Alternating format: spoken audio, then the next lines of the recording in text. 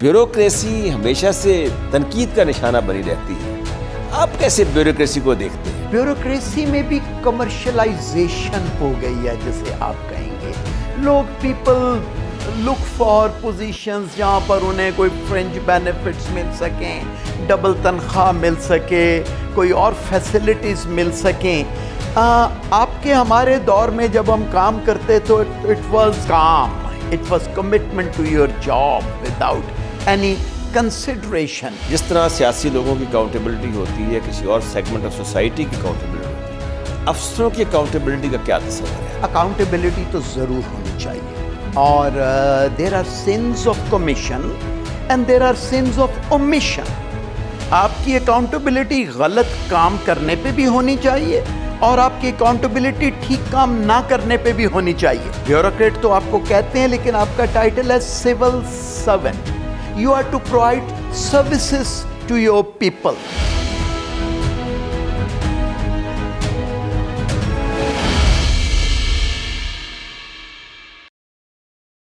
بسم اللہ الرحمن الرحیم. ناظرین, پروگرام دی بیوروکریٹ میں عبد الباسط خان حاضر خدمت ہے. آج جو مہمان شخصیت بیوروکریٹ میں آئی ہے وہ کسی تعارف کی محتاج نہیں. انہوں نے نہ صرف ملک میں بلکہ بیرون ملک بھی خدمات سر انجام دی ہیں. ایم ایس کیا ہے انہوں نے یو ایس سے, اور اس کے ساتھ آکسفورڈ اسکالر بھی رہے ہیں. Joint secretary ministry of finance میں کام کیا, پھر یہ ایڈیشنل سیکرٹری کیبنٹ بھی رہے, سیکرٹری ٹو دی پریزیڈنٹ رہے, اور اس کے بعد ممبر ایف پی ایس سی رہے. میری آج کی شخصیت ہے احمد فاروق. ان کا تعلق 7th کامن سے ہے. ویلکم ٹو دی شو جی. تھینک یو باسط صاحب. فاروق صاحب, جیسے کہ اس پروگرام کا ایک چھوٹا سا ہم نے بنایا ہوا ہے, خاکہ اپنے ذہن میں بھی ہوتا ہے اور اپنے ویورز کو بھی پتہ ہے اس کے بارے میں. میں آپ سے پوچھنا چاہوں گا کہ مجھے یاد ہے, ایف آئی ریممبر, کہ جب آپ نے سی ایس ایس کا امتحان پاس کیا, اکیڈمی میں آئے, تو اکیڈمی میں آنے کے فوراً بعد ہم تو مختلف جگہوں پر چلے گئے, آپ اسی اکیڈمی سے منسلک ہو گئے, اور جناب عنایت اللہ صاحب کی جسے کہتے ہیں نظروں نے آپ کے اندر وہ جوہر تلاش کیا اور آپ کو وہیں پر اسسٹنٹ ڈائریکٹر بھی لگایا. پھر آپ یہاں فرائض سر انجام دیتے رہے. تو مجھے یہ جان کر بڑی حیرت ہوئی. میں نے کہا یہ ہمارے ساتھ ہی ٹریننگ لی ہے, اس کا مطلب آپ کے اندر کچھ نہ کچھ تو پوٹینشیل تھا, جس کی وجہ سے جو ہمارے بڑے ہی, میں سمجھتا ہوں عنایت اللہ صاحب ایک بڑے جہاں دیدہ شخصیت تھے, بہت زبردست ایڈمنسٹریٹر تھے اور بہت زبردست بیوروکریٹ تھے. ان کا نام ساری دنیا جانتی ہے. باسط صاحب, آپ سب جانتے ہیں اور بہت اچھی طرح جانتے ہیں, سی ٹی پی کے بعد میری پوسٹنگ اسٹیبلشمنٹ ڈویژن ہوئی, اور کوئی 2-3 مہینے کے بعد مجھے ایک دن عنایت اللہ صاحب کا ٹیلی فون آیا کہ I need a young member. Dynamic تو میں نہیں یوز کرنا, نہیں آپ ہے اس کے young officer in civil services academy, تو would you like to join me. تو میں 2 منٹ سمجھا کہ شاید مذاق کر رہے ہیں, لیکن عنایت اللہ صاحب جیسے سیریس آدمی سے مذاق توقع نہیں کیا جاتا تھا. I said sir it will be my privilege and pleasure. تو آپ یوں کیجئے کہ آپ ذرا لاہور آ جائیے. عنایت اللہ صاحب کے بولنے کا انداز آپ کو یاد مجھے یاد ہے. سو میں نے اگلی ٹرین پکڑی اسی دن اور لاہور پہنچ گیا. اکیڈمی میں نیکسٹ ڈے عنایت اللہ صاحب کو ملنے کے لیے گیا, تو پھر آپ آ گئے کہ سر ہیئر آئی ایم, تم نے پکارا اور ہم چلے آئے. تو ہم آپ کو یہاں لینا چاہتے ہیں. کہ sir it will be my privilege but I have just joined services. میں 17 گریڈ میں ہوں اور یہاں پر 17 گریڈ کے آفیسرز کی ٹریننگ ہوتی ہے, بس ہم آپ کو لینا چاہتے ہیں. اور انہوں نے اسی وقت فون ملایا سیکرٹری اسٹیبلشمنٹ کو, اور اس زمانے میں فیکس بھی شاید نہیں ہوا کرتا تھا, ٹیلی گرام دی گئی اسٹیبلشمنٹ ڈویژن کو کہ ہمیں احمد فاروق کی سروسز چاہیے.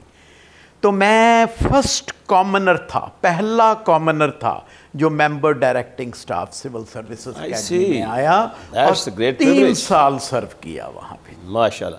اچھا فاروق صاحب, آپ کی زندگی کا سب سے خوبصورت واقعہ, جیسے ہم سمجھتے ہیں کہ آپ میرے خیال وہاں سے قائد اعظم یونیورسٹی اسلام آباد سے آپ نے جی پہلے ڈگری وہاں سے ڈگری لی آپ نے, جو کمپلیٹ نہیں کر سکا, نہیں کر سکے. لیکن ہر انسان کی زندگی میں کوئی خوبصورت واقعہ تو ہوتا ہے, کوئی ایسا یادگار دن ہوتا ہے. کیا CSS میں آپ کا سلیکٹ ہو جانا یہ خوبصورت دن تھا یا کوئی آپ بتائیں؟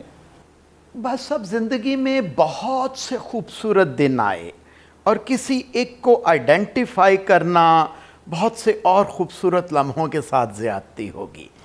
سو میں دن نہیں کہوں گا, میں ایک پیریڈ جو میرا چند مہینے کا اسٹے تھا آکسفورڈ میں with Queen Elizabeth House. واہ. Every day was a remarkable experience. Every day was a day of learning. You meet people like King Hussein and you meet people like Barbara Harrell Bond. دنیا کے the best of scholars. اور then Bodleian Library جہاں پر 1000 سال سے کتابیں پڑھی ہوئی ہیں. اور آکسفورڈ کا جو environment ہے, 1000 years old buildings and 1000 year old classrooms. That was an experience which I cherish to date. آج بھی میں یاد کرتا ہوں. اچھا فاروق صاحب, assistant director civil services academy اور پھر ممبر FPSC, یہ جو سفر آپ نے طے کیا زندگی کا, بیچ میں سیکرٹری ٹو پریزیڈنٹ بھی آپ رہے, آپ کیا سمجھتے ہیں کہ اس وقت کا جو ایک طالب علم تھا جو CSS پاس کر کے آتا تھا, اور پھر آپ نے ان کے انٹرویو بھی کیے حالیہ, اب جب 3-4 سال اب رہے ہیں, تو کیا محسوس کرتے ہیں, کوئی لگا آپ کو کہ ٹیلنٹ بڑھا ہے یا کم ہوا ہے؟ بس اب اس کا جواب بڑا ڈیٹیلڈ ہے, لیکن میں I try to say it in as few words as possible. ٹھیک. ہمارے دور میں کمٹمنٹ لیول بہت زیادہ تھا. ٹھیک ہے. ہماری ایکسیس بہت کم تھی. آپ کو یاد ہوگا ایک کتاب یا ایک پیپر کے لیے لاہور سے اسلام آباد لوگ جاتے تھے اور اسلام آباد سے لاہور آتے تھے. اب with click of a finger آپ کے سامنے نیٹ پہ سینکڑوں کتابیں کھل جاتی ہیں. جو آپ نے ایک دفعہ کہا تھا ساری کی ساری دنیا میری جیب میں, تو آج کل تو واقعی وہی چیز ہے کہ USB لگائی سب کچھ سب کھل گیا. لیکن ایٹ دی سیم ٹائم میں بچوں کو یہ کہتا ہوں, آپ کو پتہ ہے میں ایک CSS ٹریننگ انسٹیٹیوٹ پہ چلا رہا ہوں, gateway institute of superior services, تو میں انہیں یہ کہتا ہوں کہ آپ کے لیے آسانی نہیں پیدا ہوئی, مشکل ہو گئی ہے, کیونکہ ہماری کمٹمنٹ تھی ایک کتاب کے لیے اسلام آباد سے لاہور آنا, لاہور سے اسلام آباد. اب آپ ایک فنگر کلک سے جو سینکڑوں کتابیں کھولتے ہیں تو وہ سبھی کھولتے ہیں. دیٹ مینس کمپٹیشن بڑھ گیا, ہر کوئی کھول لیتا ہے. اور دین اتنا کمرشلائز ہو گئی ہے یہ even reading, even the desire to study, desire to gain knowledge, کہ آپ مارکیٹ سے جا کے کتابیں اٹھاتے ہیں اور وہ کام چلانے کا ایک رویہ اختیار آپ نے کیا ہوا ہے. وہ ایک ڈوگر کی کتاب ہوتی جنرل نالج کی, وہ پڑھا کرتے تھے. تو آج تو general knowledge is flowing from every site. T V کے میڈیا سے آ رہا ہے, الیکٹرانک میڈیا سے آ رہا ہے, پرنٹ میڈیا سے آ رہا ہے, آپ کو پاس گوگل سے آ رہا ہے. لیکن اس میں سفٹ آؤٹ کرنا کہ کیا آتھینٹک ہے اور کیا آتھینٹک نہیں ہے, what is adding value and what is not adding value is a difficult thing. فاروق صاحب, اسٹف جو آ رہا ہے جن کو آپ نے انٹرویو کیا ہے, کیا دیکھتے ہیں کہ وہ سٹف میں کچھ آپ کو غیر معمولی بچے یا بچیاں نظر آئی ہیں آپ کو بہت سے؟ آپ کو میں ایک بات بتاؤں, کچھ عرصہ پہلے 8-10 سال 12 سال پہلے ورلڈ بینک نے, برکلے یونیورسٹی نے, ایک دو اور یونیورسٹیز نے ویبیریننیس آف بیوروکریسی اسٹڈی کیا. آج بھی Weberian model of bureaucracy is considered to be the best bureaucratic model, کہ this is how a bureaucratic organization should run. تو 50 کنٹریز کو اسٹڈی کیا. Pakistan stood amongst the first 5 in terms of Weberianness, کہ ہماری bureaucracy, اور ان countries میں western Europe کے کنٹریز بھی شامل تھے, ایسٹ ایشیا کے کنٹریز بھی شامل تھے, امریکن کانٹیننٹ کے کنٹریز بھی شامل تھے. Pakistan was amongst the 5 best, much better than India and so many other countries. At entry level پہ آپ کے کینڈیڈیٹس آر ویری گڈ. گو کہ میں نے ابھی کہا کہ وہ لیول آف کمٹمنٹ نہیں رہ گیا, لیکن سٹل جو 20,000 یا 18,000 CSS کے ایگزام میں اپیئر ہوتا ہے اور جس میں سے 360-370 کوالیفائی کرتے ہیں, they are really cutting edge kids, they are really good. Unfortunately, that level of professional commitment, that level of commitment to your cause, that passion, somehow कोई 5, 7, 8, 10 साल बाद disappear हो जाता है. वो क्यों हो जाता है, इस पे हमने कुछ स्टडीज़ भी की, मैंने भी की. एज मेंबर ऑफ PSC एक कमेटी थी, मैंने और मेरे colleague general Azeem Asaf and Habibullah खटक, हमने उस अपनी रिकमेंडेशंस भी गवर्नमेंट को दी. सो व्हाट इज़ रिक्वायर्ड कि आप वो जो एक्सपर्टीज़ आती है, वो जो कमिटमेंट आती है, उसको आप सस्टेन करें all the way through, through training, through so many other. Farooq साहब, ये जो ब्यूरोक्रेसी है, इसके ऊपर बड़े बड़े नामवर लोगों ने बड़े बड़े कोर्स किए हैं, बड़ी बड़ी बातें की हैं कोर्स के ऊपर. जनरली इंप्रेशन ये मिलता है कि ब्यूरोक्रेसी कुछ नेगेटिव चीज़ है, अफसरशाही कोई नेगेटिव चीज़ है. ये ब्यूरोक्रेसी हमेशा से तनकीद का निशाना बनी रहती है. आप कैसे ब्यूरोक्रेसी को देखते हैं? क्या ब्यूरोक्रेसी जो आज की ब्यूरोक्रेसी है, क्या उसमें कोई फ़र्क आ गया है, कोई टेम्परामेंट में फ़र्क आ गया है, या माहौल का फ़र्क है, या उन पे सियासी गलबा ज़्यादा आ गया? क्या वजूहात हैं कि आजकल वो परफॉर्म नहीं कर पा रही? बस जैसे पीछे 2-3 चीज़ें हैं. एक तो ये कि जब कोई भी आपके पास आएगा काम के लिए, क्लाइंट आपका, किसी का काम होगा, किसी का नहीं होगा. जिसका नहीं होगा वो नाराज़ जाएगा आपसे. सो एक तो वो he'll take along a negative impression of you, और नेगेटिविटी ज़्यादा easily spread out होती है. नंबर 2, with time वो जो एक, अगेन मैं I am using this same word, professional commitment थी, वो that is no more there to that level. Correct. Bureaucracy में भी कमर्शलाइजेशन हो गई है, जैसे आप कहेंगे. लोग, पीपल लुक फॉर पोजीशंस जहाँ पर उन्हें कोई फ्रेंच बेनिफिट्स मिल सकें, डबल तनख्वाह मिल सके, कोई और फैसिलिटीज़ मिल सकें. आपके हमारे दौर में जब हम काम करते तो इट वाज काम, it was commitment to your job without any consideration.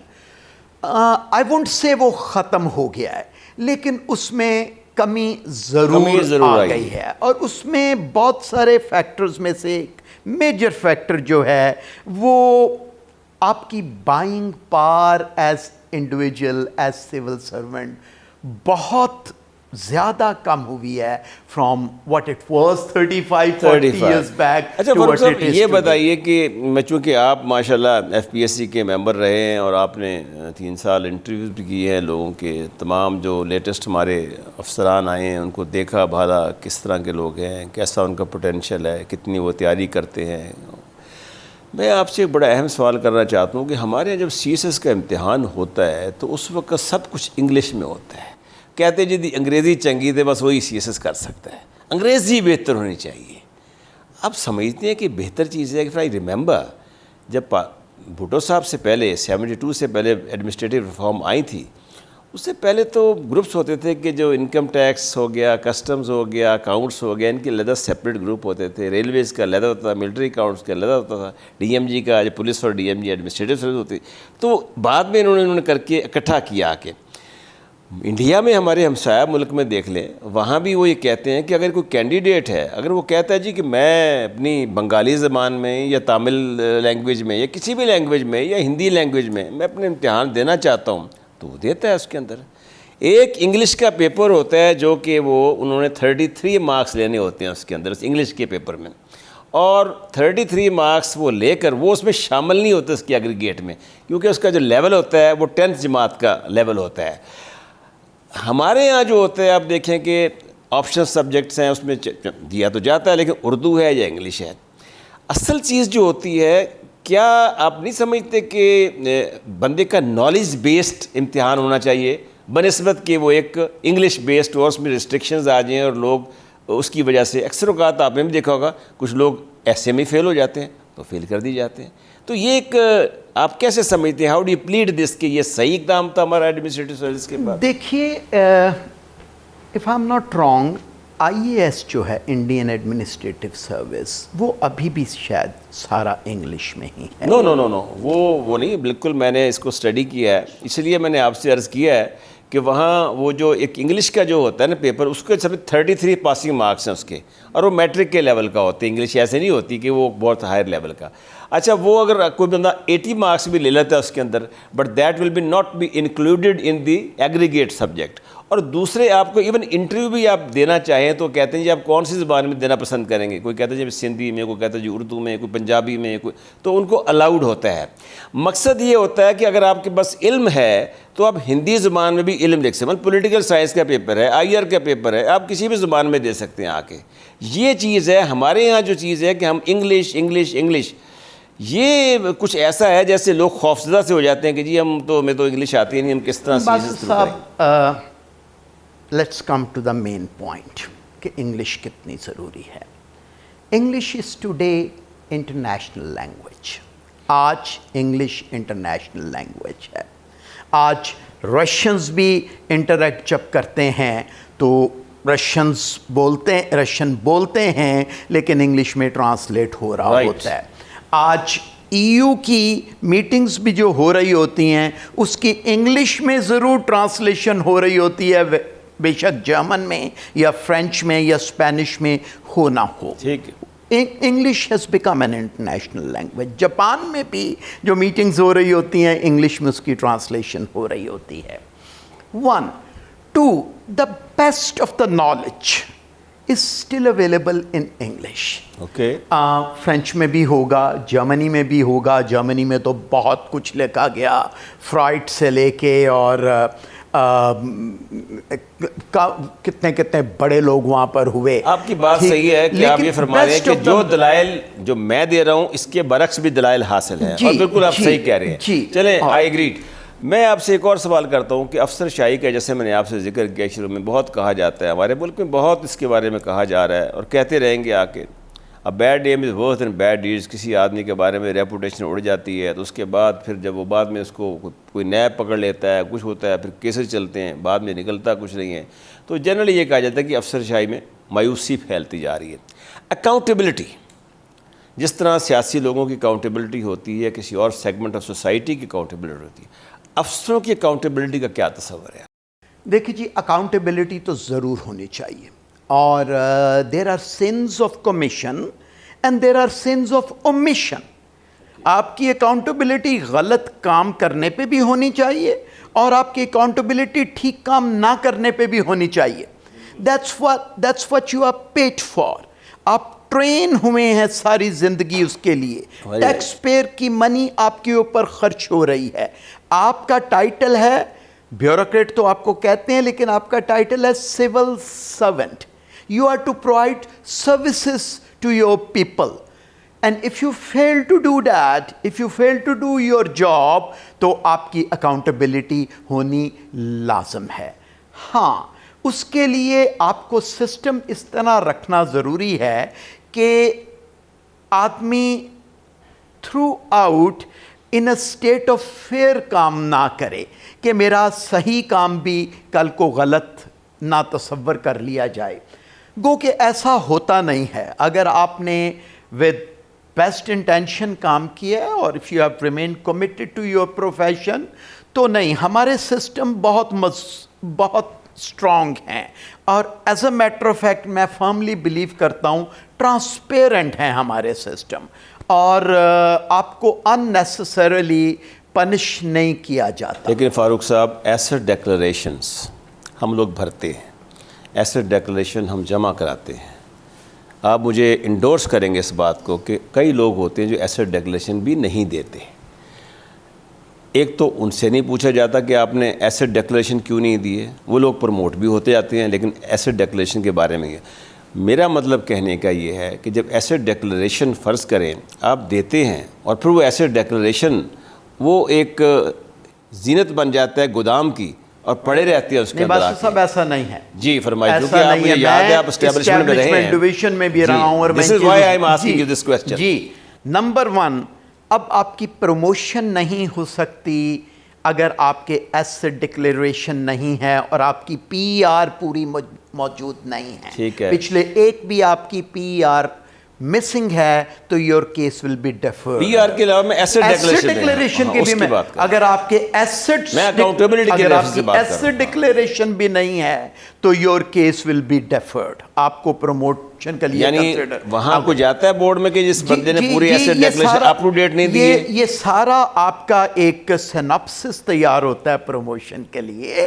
کہ اس آدمی کا یہ ریکارڈ رہا, یہاں اس کی پوسٹنگ رہی, اس کی یہ ٹریننگ ہوئی, اس کی یہ پی آر آئیں, اب اے سی آر کو بھی, اور اس کے ایسٹ ڈکلیریشن موجود ہیں, اور اس کے خلاف کوئی ہر بورڈ سے پہلے ایک پورا اسٹیبلشمنٹ ڈویژن میں اسے کہتے ہیں سی پی ونگ, کیریئر پلاننگ ونگ. اس کا کام ہی یہ ہے کہ ہر آفیسر کی مینلی اسٹیبلشمنٹ, پولیس, سیکریٹریٹ, اور اب جسے پی ایس کہتے ہیں, ڈی ایم جی پہلے ان کے رکھتے ہیں, باقی تمام محکمے اپنا دیتے ہیں, لیکن اسٹیبلشمنٹ ڈویژن اپنے پاس سب کا ریکارڈ رکھتا ہے. لیکن فاروق صاحب مجھے آپ نے فرمایا بالکل ٹھیک کہا کہ وہ ٹھیک ہو, لیکن کیا ایسٹ ڈیکلریشنز کے آنے کے بعد کیا کبھی کسی نے ان ایسٹس کو دیکھا؟ جی میں عرض کر رہا ہوں, میں نے کوئی ایسی مثال آج تک سنی نہیں, نہ دیکھی ہے کہ اس وقت ایسٹ ڈیکلریشن آنے کے بعد کسی نے ان سے ان کی منی ٹریل کے بارے میں پوچھا ہو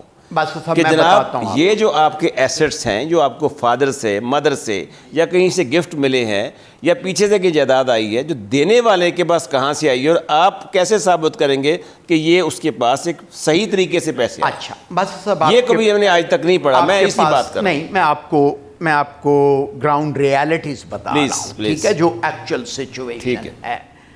ایک تو لاکھوں ملازمین ہیں, ہر ایک کا ہر وقت چیک کرنا شاید ممکن نہیں ہے.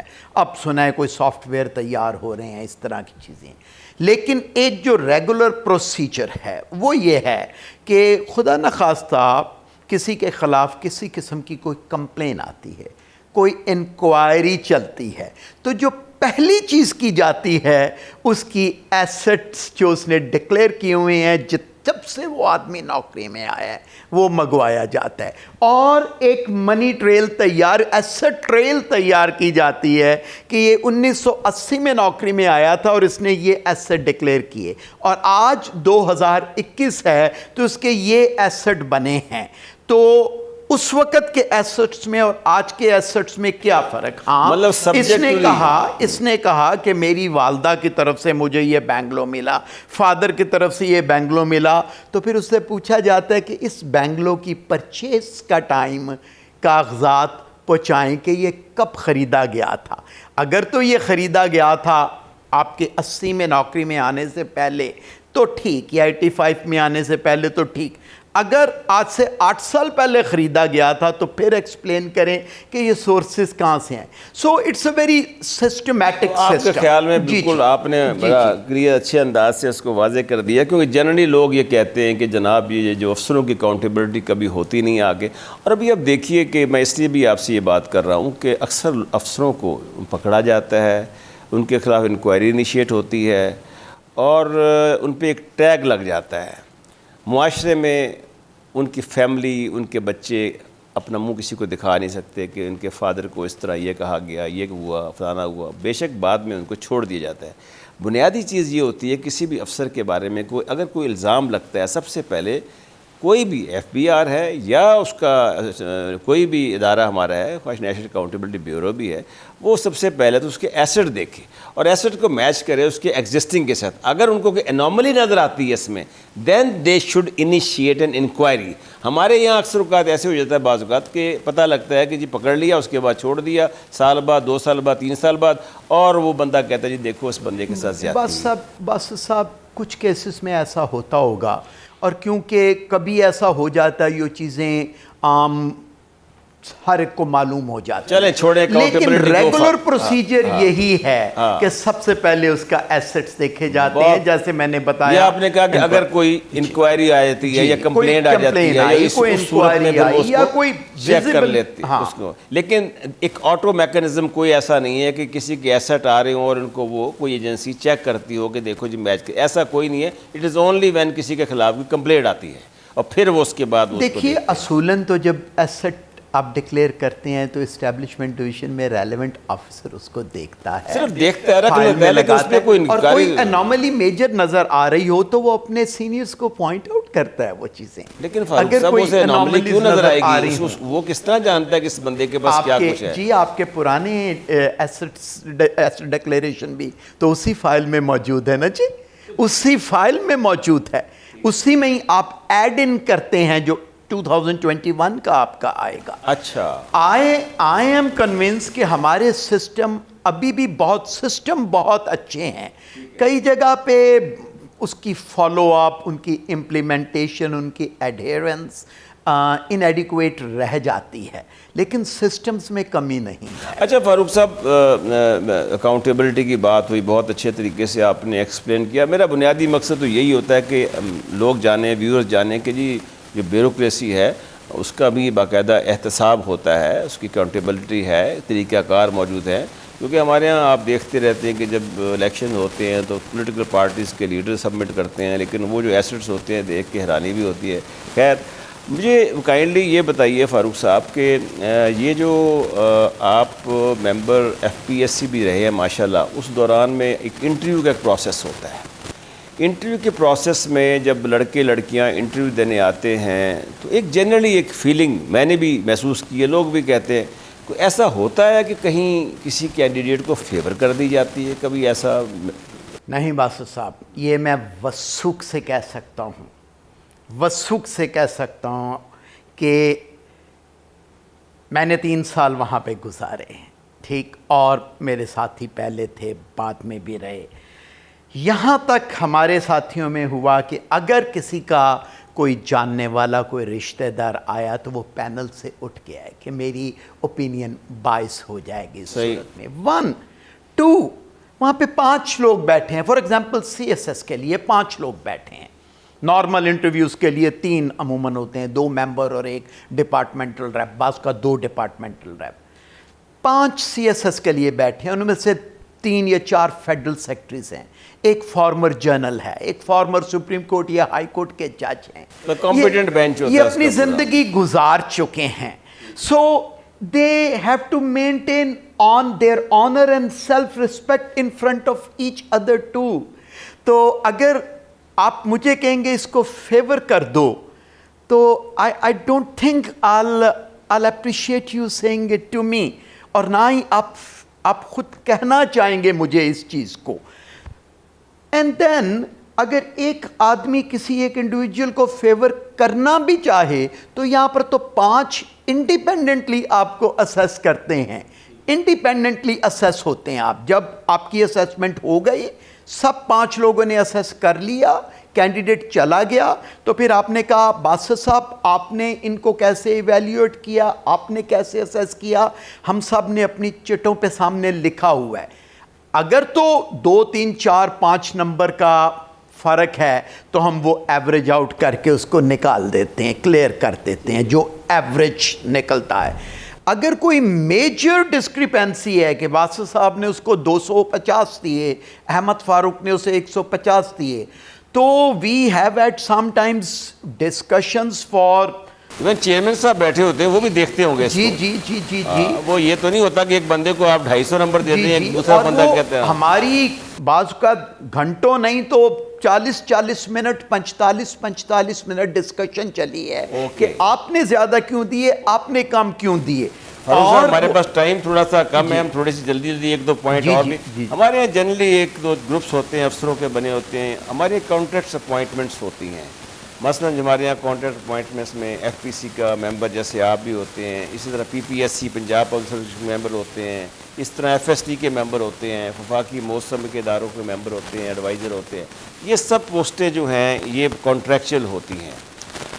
آپ کی تو صلاحیتوں کا ہم آپ سے شروع سے اعتراف کرتے رہے ہیں کہ بعض لوگ میرٹ پر بھی آ جاتے ہیں آ کے, لیکن کوئی میکنزم گورنمنٹ نے ڈیولپ نہیں کیا آج تک. میں اکثر لوگوں کو اعتراض دیکھتا ہوں کہ گروپس کے اندر ڈسکشن کر رہے ہوتے ہیں کہ جناب یہ جو ہے یہ پہلے سے سلیکٹڈ کیوں ہو جاتے ہیں, کسی کو نوکری اچھی دے دی جاتی ہے, جبکہ کوئی ایسا میکنزم ہونا چاہیے جس میں کوئی مطلب کہ باقاعدہ طریقے ٹرانسپیرنٹ قسم کا. وہ کہتے ہیں بائی ورچو کوئی اگر سیکرٹری ٹو پریزیڈنٹ ہے, اگر کوئی سیکرٹری اسٹیبلشمنٹ ہے, اگر کوئی سیکرٹری ٹو پرائم منسٹر ہے, یا کوئی اچھی جگہ پر فیڈرل گورنمنٹ میں سیکرٹری ہے, تو اس کو ممبر ایف پی سی لگا دیا جاتا ہے.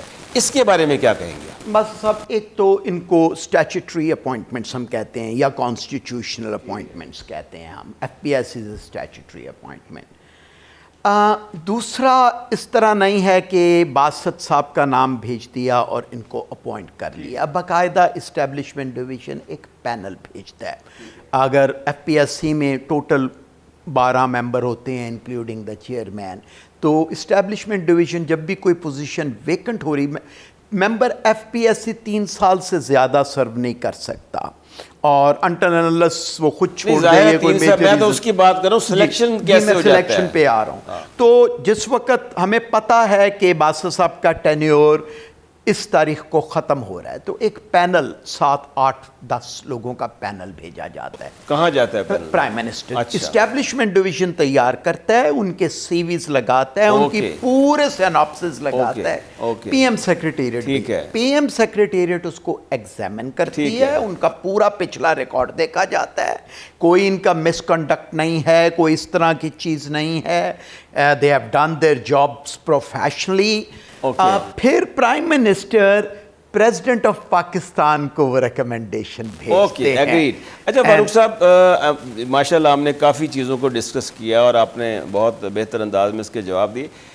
آپ آج کل کیا کر رہے ہیں؟ واٹ آر یور, کیونکہ ریٹائرمنٹ تو آپ کی ہوئی, پھر آپ ممبر ایف پی ایس سی رہے, اب اجفاروں کا آپ میں کیا کرتے ہیں؟ جی, جب میں ایف پی ایس سی میں ممبر تھا تو میں اور میرے ساتھی general Azeem Asif, who had a very illustrious career in army and then came as member of FPSC, ہم اکثر ڈسکس کرتے تھے جو آپ نے بھی پوچھا کہ کوالٹی سم ہاؤ کچھ کم ہوتی جا رہی ہے کینڈیڈیٹس کی. تو we decided amongst ourselves کہ it's a payback time.